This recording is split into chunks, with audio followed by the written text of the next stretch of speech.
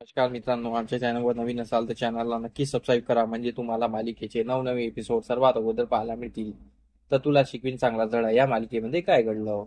अधिपती भुवनेश्वरी जो बसलेला असतो आणि तो भुवनेश्वरीला बोलतो की जे काही मॅटर झालाय त्याला तुम्ही लवकरात लवकर सॉल्व्ह करा, कारण की मास्तरबाईची यात काही चुकी नाही आहे आणि मी त्या मुलाच्या आईवडिलांना भेटलेलो आहे. त्यांना पण सांगितले आहे, ते पण पोलीस कंप्लेंट वगैरे करणार नाही आहे. तर यावर भुवनेश्वरी बोलते, पण तुम्ही मासीमबाईची एवढी बाजू का घेताय, कारण की त्यांनी एवढा मोठा कांड केलेला आहे आणि तुम्ही त्यांची बाजू घेताय. तर अधिपती बोलतो, नाही, त्यांनी असं काही केलेलं नाही आहे आणि मला शक्यच नाही आहे, कारण की मास्तरीबाई मुलांवर किती जीव लावतात मला माहिती आहे. जर मुलांना थोडंसंही लागलं असलं तर त्यांचा जीव कसा बसा होतो. त्या मुलांच्या शिक्षणासाठी किती झटत असतात हे मी चांगल्या डोळ्याने बघितलेलं आहे आणि त्यांना मी अजमवलेलं आहे. त्यांच्या शिक्षणाप्रती त्यांची खूप आस्था आहे आणि त्या हाडाच्या शिक्षिका आहे. त्या असं करणं शक्यच नाही, हे याची मी 100% खात्री देतो. काही झालं असेल तर आम्ही बोलत नसलो तरी. तर भुवनेश्वरी हे बघत भुवनेश्वरीला वाटते की अधिपतीच्या मनातून आतापर्यंत ही अक्षरा काही निघालेली नाही आहे.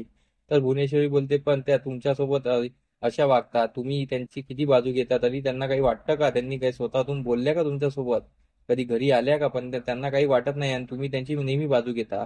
तर अधिपती बोलतो, जाऊ द्या ना राई साहेब, ते सोडा ना, पण जे काही मॅटर झाला त्याला लवकरात लवकर सॉल्व्ह करा, कारण की मासूमबाईची यात काही चुकी नाही आहे. जे काही घडलेलं आहे ते काहीतरी प्लॅनिंगने आणि दुसऱ्या काही गोष्टीने घडलेलं आहे. तो मुलगा खोटं बोलत असेल, पण असं काही घडलेलं नाही आहे आणि मासूमबाईंनी असं काही केलेलं नाही, मला ठाम माहिती आहे.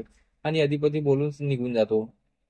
इकडे अक्षरा शाळेत जायची तयारी करत असते आणि ती शाळेला निघत असते तेव्हा अक्षराची आई बोलते की, अक्षरा, काय झालं, तू शाळेत कशाला चालली आहे, तुझ्या शाळेत ते संकेत प्रकरण सुरू आहे ना. अक्षरा बोलते, हो, पण मला शाळेत गेल्याने बरं वाटत असते, कारण की शाळेत गेलं की माझं मन रमतं, माझ्या डोक्यात वेगवेगळे विचार येत नाही, घरी राहिलं की विचार येते. तर अक्षराची आई बोलते, पण तुला आराम करणं गरजेचं आहे ना. तुला आराम मिळाला तर तुझं तुझं चांगलं होईल आणि त्या बाळालाही चांगलं होईल, पण तू आराम का नाही करत आहे. तर अक्षरा बोलते, आई, मला तिथे गेल्यानंतर बरं वाटतं, म्हणून मी जाते आहे. तर अक्षरा शाळेत निघून जाते. इकडे भुवनेश्वरीने दुर्गेश्वरीला बोलवून आणि बोलवली असते आणि बोलते की त्या अधिपती त्या मुलाच्या आईवडिलाला भेटले आणि त्यांना सांगितलं आहे की कंप्लेंट करायची नाही पोलिसात, तर आपण इथेच थांबायचं नाही आहे, आपल्याला समोर काही करायचं आहे. तर दुर्गेश्वरी बोलते, पण आहे ताई, अधिपती ते मास्टरीबाईची इतकी बाजू का घेतात, असं काही समजत नाही. आता आपण इतक्यातच चूप बसायचं का. तर भुवनेश्वरी बोलते, नाही, आपण चूप बसायचं नाही. हे घे पैसे, त्या मुलाच्या आई वडिलांना दे आणि त्यांना सांग की मास्तरींच्या खिलाफ कंप्लेंट द्या आणि लगेच निघ. तर दुर्गेश्वरी तिथून निघून जाते. आणि इकडे अक्षरा शाळेत आलेली असते आणि अक्षराला तो संकेत मुलगा दिसत असतो. तो मुलगा अक्षरापासून पळत असतो. तर अक्षरा त्याला थांबवते आणि बोलते की, संकेत बाळा, काय झालं, तुला जे लागलं होतं ते बरं आहे का. तर त्यावर तो संकेत बोलतो की, तुम्ही माझ्यापासून लांब राहा, मला तुमच्याशी नाही बोलायचं आहे आणि मी तुमच्यापासून नाही बोलू शकत, कारण की माझ्या घरच्यांनी ताकीद दिलेली आहे. तर अक्षरा त्याला समजवते आणि एका ठिकाणी बसवते आणि बोलते, बाळा, मी काय करणार आहे तुला, बस, काही टेन्शन घेऊ नको. तर तो संकेत बोलतो की, तास आहे माझा.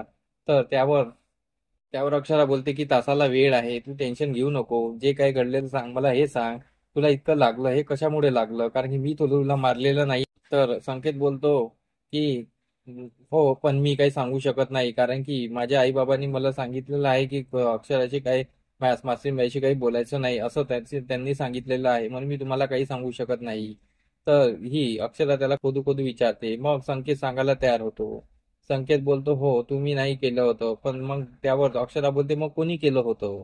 तर मग संकेत सांगतो की, हे दुर्गेश्वरी मॅडमनी सांगितलं होतं, माझ्या आई वडिलांना दम दिला होता आणि त्यांनी असं करायला सांगितलं होतं. तर हे ऐकून जे अक्षराच्या पायाखालची जमीन सरकती, की दुर्गेश्वरी इतक्या वरती पोहोचलेली आहे. आणि इकडे दुर्गेश्वरी घरी येऊन त्या मुलाच्या आईवडिलांना पैसे देते आणि बोलते, अरे ऐका, आणि हे पैसे घ्या आणि मास्तरींच्या खिलाफ तुम्ही पोलीस कंप्लेंट करा, चला आत्ताच्या आत्ता. तर ते घाबरून जातात आणि ते दुर्गेश्वरी सोबत पोलीस स्टेशनला निघून जातात. इकडे अक्षराला यकीन होत नसतो की ही दुर्गेश्वरी असं पण करू शकते. तर ही अक्षरा अधिपतीला फोन लावते आणि अधिपतीला शाळेत बोलावून घेते आणि तो संकेतला सांगितलं असते की, संकेतला बोलते ती की, जे काही घडलेलं आहे तू घाबरू नको, मी तुझ्या पाठीशी आहे, तू सर्व अधिपतीला सांग, अधिपती तुझी मदत करतील आणि सर्वांसमोर सांगशील ना. तर संकेत सांगायला तयार होतो. तर इकडे पोलीस स्टेशनला मुलाचे आई वडील आलेले असतात. तर ते बोलतात की, आम्हाला अक्षरा अक्षरा सूर्यवंशीच्या खिलाफ कंप्लेंट करायची आहे, कारण त्यांनी माझ्या मुलाला खूप मारलेला आहे, मरेस्तोर मारलेला आहे. त्यांना तुम्ही लवकर लवकर जेलात टाका.